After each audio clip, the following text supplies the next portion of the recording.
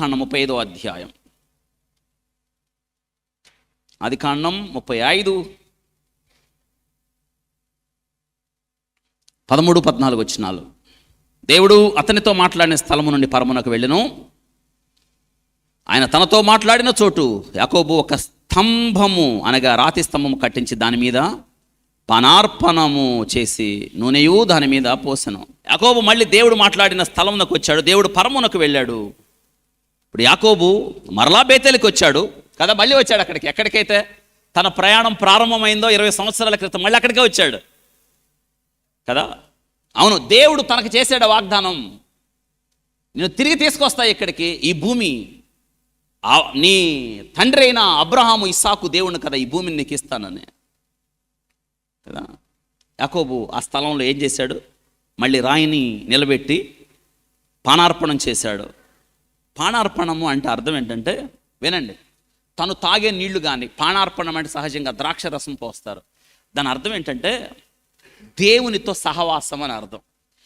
చెప్పండి, దేవునితో సహవాసం.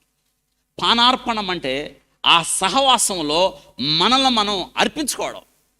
పానార్పణము, ఇదిగో నేను ఇప్పుడే పానార్పణముగా పోయబడ్డాను అని పౌలు గారు తిమోతికి రాస్తున్నాడు. పానార్పణము అనగా అప్పగించుకోవడం, మనల్ని మనం సమర్పించుకోవడం. మీకు అర్థం అవడానికి, యేసుక్రీస్తు శిలువలో మనందరి కొరకు ఆయన పానార్పణం అయ్యాడు, అర్పించుకున్నాడు మన కోసం.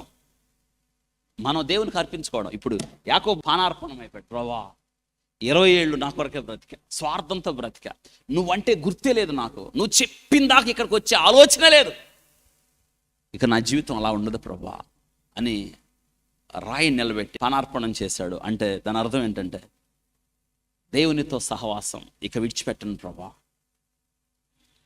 అవును, రాతిని నిలబెట్టిన అనుభవంలో మనం చేయాల్సింది ఏంటంటే, ప్రభువా నన్ను నేను నీకు సమర్పించుకుంటాను, పానార్పణం అవుతున్నాను, సజీవ యాగముగా నీ కొరకే.